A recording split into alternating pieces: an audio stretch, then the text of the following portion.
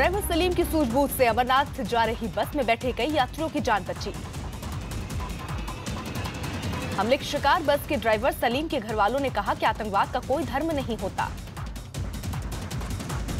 यात्रियों की जान बचाने वाले ड्राइवर सलीम की पत्नी ने पति के साहस के लिए खुशी जताई। उन लोगों ने सबकी जान बचाई। बस ड्राइवर सलीम की मां ने आतंकी हमले में कई यात्रियों की जान बचाने पर राहत जताई। जो काम किया है वो बहुत अच्छा किया है। अमरनाथ आतंकी हमले के बाद एनएसए अजीत डोभाल ने पीएम से मिलकर सुरक्षा संबंधी जानकारी दी। यूपी के उपराष्ट्रपति उम्मीदवार की बैठक से पहले मारे गए यात्रियों को श्रद्धांजलि दी गई। आरजेडी अध्यक्ष लालू यादव ने अमरनाथ यात्रियों पर हमले को सुरक्षा में चूक बताया है। बीजेपी सांसद सुब्रमण्यम स्वामी ने सुरक्षा में चूक के लिए अफसरों की भूमिका पर सवाल उठाए। लश्कर तैयबा का पाकिस्तानी आतंकी इस्माइल अमरनाथ यात्रियों पर हमले का मास्टरमाइंड था। खबर है कि लश्कर और हिज्ब ने मिलकर इस घटना को अंजाम दिया, जिसमें 2 से 3 आतंकी शामिल थे। बताया जा रहा है कि हमला करने वाले सभी आतंकी लश्कर के थे, जिनकी हिज्ब आतंकियों ने मदद की। अनंतनाग में अमरनाथ यात्रियों की बस पर आतंकी हमले में 6 महिलाओं समेत 7 की मौत हो गई। अमरनाथ यात्रियों की बस पर आतंकी हमले में 3 पुलिसकर्मी समेत 19 लोग घायल हो गए। आतंकी हमले के दौरान बस के साथ आसपास की कई गाड़ियों के शीशे भी चकनाचूर हो गए। अनंतनाग में अमरनाथ यात्रियों की बस पर आतंकी हमले के बाद सुरक्षा सख्त की गई। अमरनाथ यात्रियों पर आतंकी हमले के बाद राज्यपाल एनएन वोहरा ने आपात बैठक की। अमरनाथ यात्रियों के हमले के बाद गृह मंत्री राजनाथ सिंह के घर पर अहम बैठक हुई। अमरनाथ यात्रियों पर आतंकी हमले के बाद गृह राज्य मंत्री हंसराज अहीर श्रीनगर दौरे पर जा रहे हैं। यात्रियों के मुताबिक आतंकी बस में घुसना चाहते थे, जिससे ज्यादा नुकसान पहुंचाया जा सके। सूत्रों के मुताबिक आतंकियों ने हमले से पहले 2-3 दिन तक इलाके की रेकी की थी।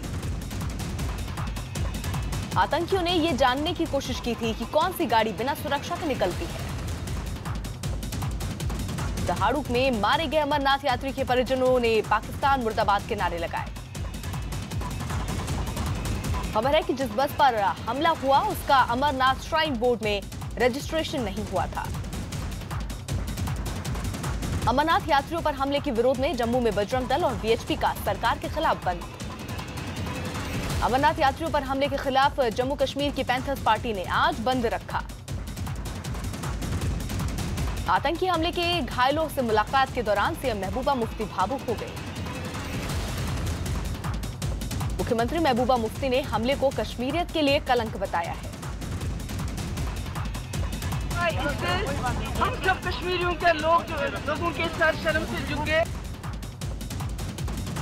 आतंकी हमले के बावजूद अमरनाथ जाने वाले यात्रियों के उत्साह में कोई कमी नहीं दिखाई दी। गुजरात के उप मुख्यमंत्री नितिन पटेल ने मृतकों के परिजनों को 5 लाख की मदद का ऐलान किया। राष्ट्रपति ने आतंकी हमले की निंदा करते हुए मारे गए लोगों के लिए दुख जताया है। महाराष्ट्र के सीएम देवेंद्र फडणवीस ने अमरनाथ यात्रियों पर आतंकी हमले की कड़ी निंदा की है। आतंकी हमले में घायल सभी अमरनाथ यात्रियों को इलाज के लिए विशेष विमान से दिल्ली लाया जा रहा है। सूत्रों के मुताबिक आतंकी हाईवे से लगे एक लिंक रूट से आए और उसी रूट से वापस भाग गए। अमरनाथ आतंकी हमले में मारी गई गुजरात की चंपाबेन के परिवार में मातम पसर गया है। आतंकी हमले में दमन के रहने वाले रतिलाल पटेल और हसुबेन पटेल की भी मौत हो गई। अमरनाथ यात्रियों पर हमले के बाद वाराणसी में कांवड़ यात्रा के मद्देनजर सुरक्षा बढ़ा दी गई। पीएम मोदी ने ट्वीट कर आतंकी हमले पर दुख जताया और उसके आगे कभी न झुकने की बात कही।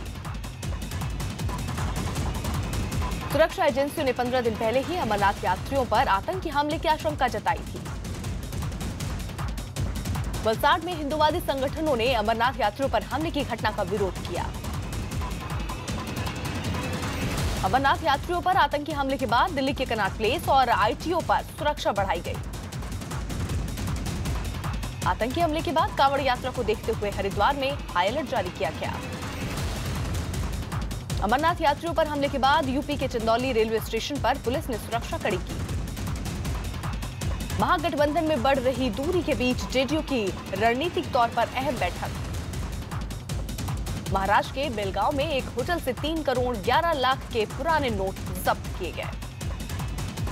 यूपी के उपराष्ट्रपति उम्मीदवार के चयन के लिए विपक्ष के नेताओं की सोनिया के साथ बैठक। अमरनाथ आतंकी हमले के बाद लश्कर के आतंकी गुटों में दो फाड़ होने की बात सामने आ रही है। चीन के गुआंगशी में भारी बारिश के बाद आई बाढ़ में 4 मंजिला इमारत पानी में बह गया। विदेश सचिव एस जयशंकर ने चीन से सीमा विवाद सुलझाने की उम्मीद जताई है। एलजी को दिल्ली का प्रमुख बताने के एचसी के फैसले के खिलाफ दिल्ली सरकार की एससी में अपील। चीन की एक देवी की मूर्ति के विमान के बिजनेस क्लास में सफर की तस्वीरें वायरल हुई। सीएम महबूबा मुफ्ती ने आतंकी हमले में मारे गए लोगों को श्रीनगर एयरपोर्ट पर श्रद्धांजलि दी। एक अमरनाथ यात्री के मुताबिक ड्राइवर ने बस भगाकर लोगों की जान बचाई। अमरनाथ आतंकी हमले में दहाड़ू की निर्मला ठाकुर और उषा सोनकर की भी मौत हो गई। अमरनाथ आतंकी हमले के बाद यात्रा मार्ग की हेलीकॉप्टर से सुरक्षा के इंतजाम किए गए हैं। हमले के बाद जम्मू कश्मीर में इंटरनेट सेवा पर रोक के साथ ही सुरक्षा कड़ी की गई। राहुल गांधी ने अमरनाथ यात्रियों पर हमले के बाद प्रधानमंत्री से जवाब मांगा। लालू यादव चारा घोटाले मामले में आज रांची में सीबीआई की विशेष अदालत में पेश हुए। मनी लॉन्ड्रिंग केस में लालू की बेटी मिसा भारती प्रवर्तन निदेशालय के सामने पेश हुई। नोएडा में सीसीटीवी की मदद से ट्रैफिक नियमों को तोड़ने वालों के चालान उनके घर भेजे जाएंगे। बीजेपी ने आरजेडी से नाता तोड़ने पर जेडीयू को बाहर से समर्थन देने का ऐलान किया। बिहार में बेनामी संपत्ति वाले मंत्रियों की बर्खास्तगी के लिए बीजेपी आंदोलन चलाएगी। फेसबुक और गूगल पर खबरों के बढ़ते वर्चस्व को रोकने के लिए कई बड़े अखबार साथ आएंगे।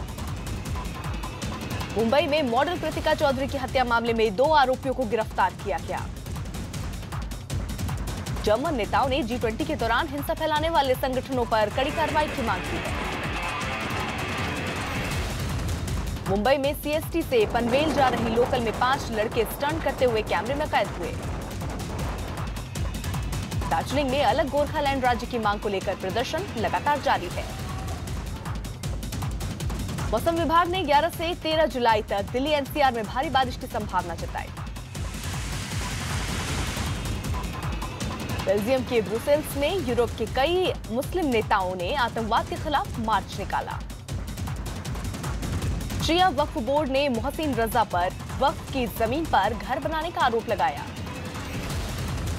केंद्रीय मंत्री वेंकैया नायडू ने बोनट पर पत्थरबाज को बैठाने के कदम की सराहना की। मॉस्को के रियो शॉपिंग मॉल में अचानक भीषण आग लगने से 14 लोग घायल हो गए। असम में बाढ़ से अब तक 33 लोगों की मौत हो चुकी है, जबकि करीब 12 लाख लोग प्रभावित हुए हैं। तिब्बत में मूसलाधार बारिश के बाद आई बाढ़ में इमारत और ट्रक बह गया। अपहरण और यौन शोषण के आरोपी अभिनेता दिलीप को 14 दिन की न्यायिक हिरासत में भेजा गया। टेनिस खिलाड़ी राफेल नडाल विंबलडन के चौथे दौर में हारकर बाहर हो गए। गृह मंत्री राजनाथ सिंह ने अमरनाथ यात्रियों पर आतंकी हमले को कायराना हरकत बताया। अमरनाथ तीर्थ यात्रियों के ऊपर कायराना हमला हुआ है।